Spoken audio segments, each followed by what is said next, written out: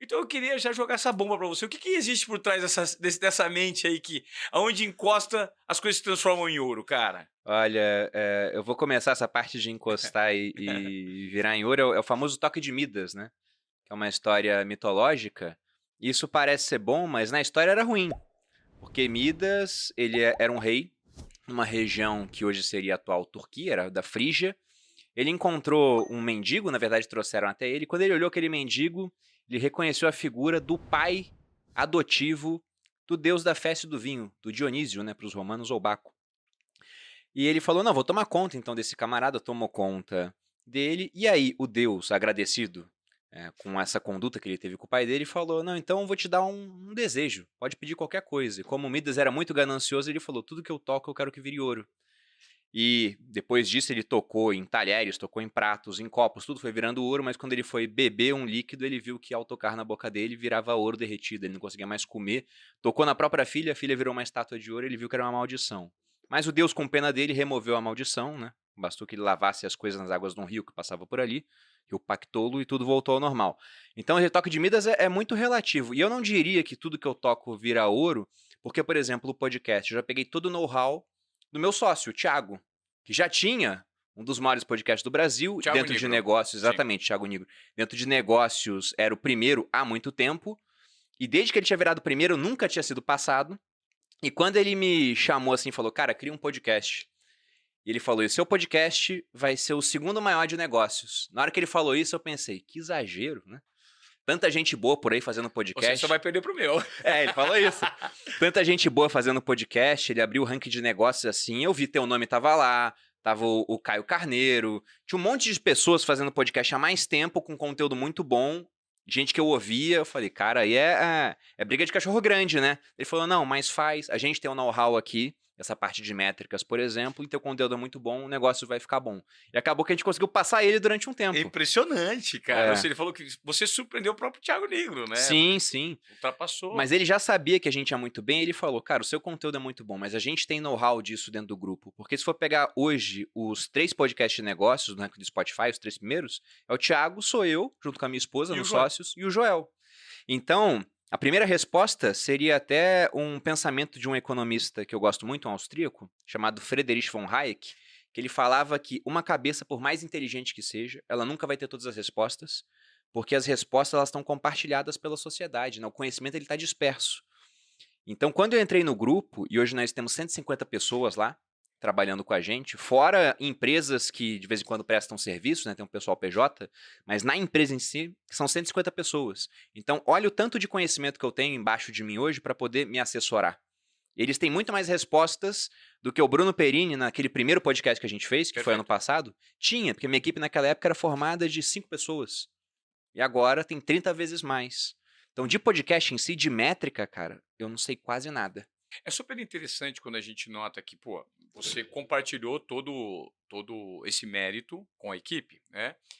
Porém, para você chegar a ter uma equipe como a que você tem hoje, você teve que construir a sua jornada, né, Sim, na sim. unha. Eu acho que eventualmente no primeiro momento teve que ser sozinho, né, com Foi. estudo, abaixando a cabeça, falei assim: "Cara, tenho uma ideia", porque esses dias eu recebi uma provocação da professora Luciana Galvão que diz o seguinte: "A vontade é o estado mental, que colocado em prática se manifesta por meio da constância e da constância e da persistência".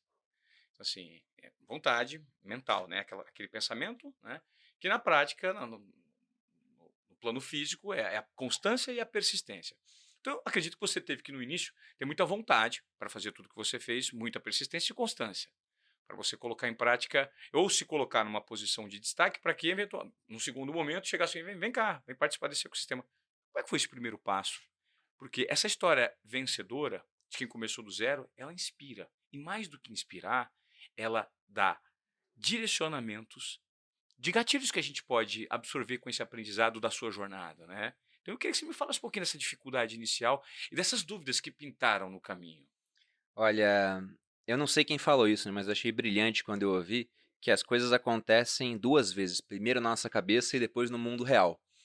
E a primeira vez que eu pensei em utilizar a internet para criar um negócio foi em 2008.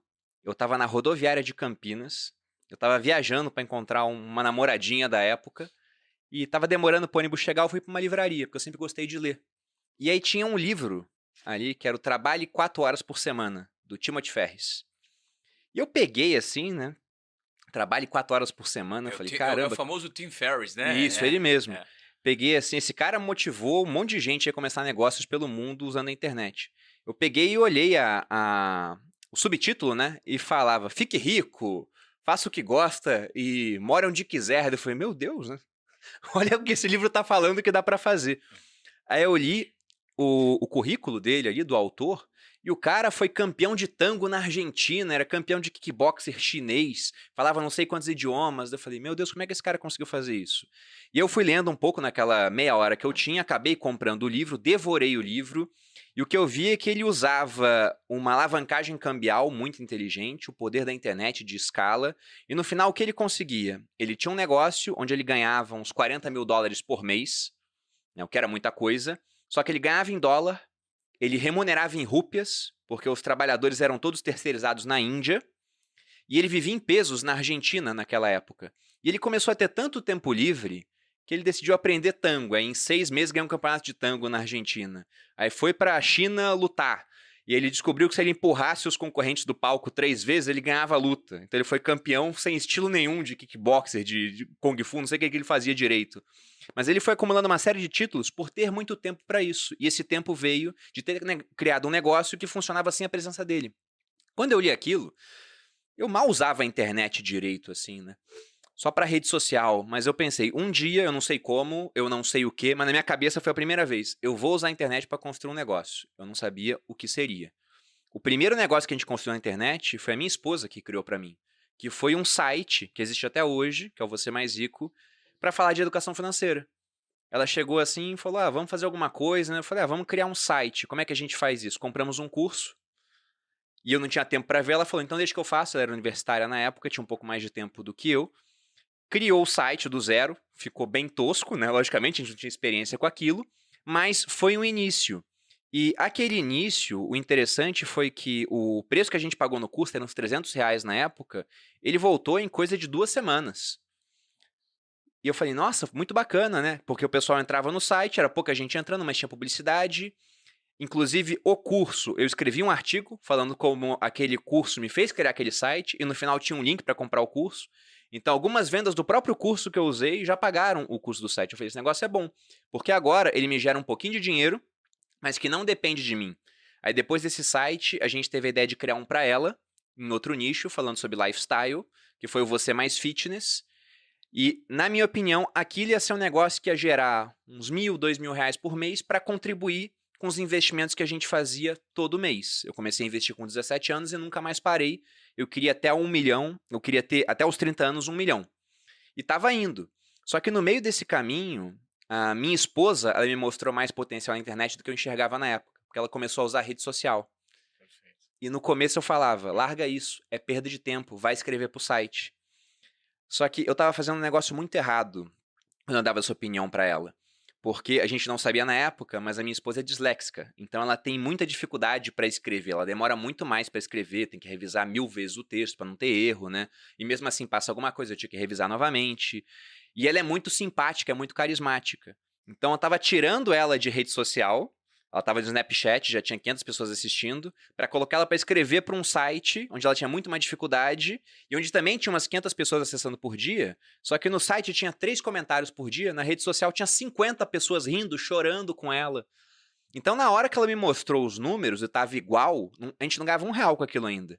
Mas na hora que ela me mostrou os números, eu imaginei na hora 500 pessoas na minha frente. 500 pessoas é coisa pra caramba. Muito. É que hoje as pessoas perderam a noção, porque estão há muito tempo em casa ou nunca viram 500 pessoas antes, mas tem cara que tem 1.000 seguidores, acho que é pouco. E os seguidores é, sei lá, o tamanho disso, né? Eu servi em quartéis que você viu um monte de gente parada na frente e não eram 500 pessoas. E eu fiz uma conta também. 500 pessoas comprando algo de R$ 2.000 dá 1 milhão. Então, se a gente conseguir vendas desse pessoal, né, que eles comprem alguma coisa nossa, talvez essa única iniciativa da minha esposa já torne tudo que a gente fez até agora, em termos de poupança, de abstenção do consumo, de investimento, praticamente irrelevante, digamos assim, se a gente conseguisse replicar aquilo. Sim. E você, na verdade, descobriu que você estava pedindo para que ela jogasse na zaga, sendo que ela tinha características de ataque. Né? Cabeceava bem, chutava a falta bem, você queria que ela jogasse na zaga ali. Na zaga ela tem uma extrema dificuldade, porque não sabia defender, sabia atacar. E esse mapeamento. Usando como base esse mapeamento que você fez da Malu, você acredita que hoje, com a expertise que você tem no digital, tem muita gente justamente fazendo isso? Jogando de atacante, sendo que tem que ser zagueiro, jogando de lateral, sendo que tem que ser meio campo.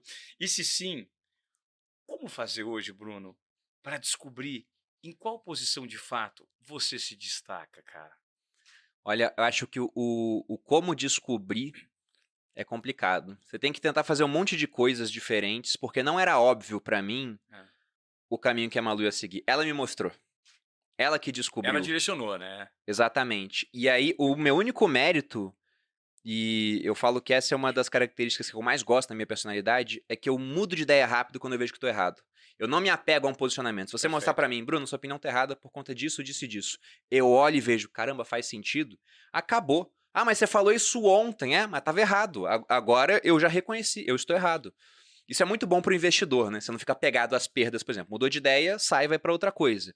Então o mérito foi dela. Agora, como descobrir, eu acho que é tentar explorar o máximo de caminhos diferentes durante um tempo. E quando você vê que é bom em alguma coisa, investir mais tempo naquilo. Hoje, você fez essa analogia que eu achei muito inteligente, né? Eu fazia outra. Eu falava que eu pegava um cavalo puro sangue, que era minha esposa, e queria colocar carga em cima dela, né? Perfeito. E ninguém faz isso. Cavalo puro sangue é pra correr uma corrida, né? Claro. Você deixa o cara leve pra fazer isso. Então, foi muito mérito dela. Agora, a grande dificuldade da gente encontrar, de fato, o que a gente deve fazer com o nosso tempo, é que hoje você tem muita opção pra fazer. E quanto mais opções você tem, né? Pior fica para escolher. É mais complexo de decidir, né? Tem até a chamada paralisia da decisão, né? Isso acontece muito com o pessoal que vai começar a investir. O cara fala, quero começar a investir. Aí começa a seguir educador financeiro na internet, abre uma conta corretora, abre uma conta, sei lá, na XP. Ele chega lá, ele vai ter 500 opções de fundo. Aí vai olhar a renda fixa, tem 100 opções de renda fixa. Ah, vou comprar uma ação. Tem 500 empresas, ainda tem as internacionais. Então, no final, o cara tem milhares de opções na frente dele, ele simplesmente não escolhe. E hoje a mesma coisa está acontecendo na internet, porque a internet é um mercado tremendamente livre, né? Você pode falar do que você quiser lá dentro. Então, como você pode falar de tudo, às vezes você quer falar de tudo e não fala de nada.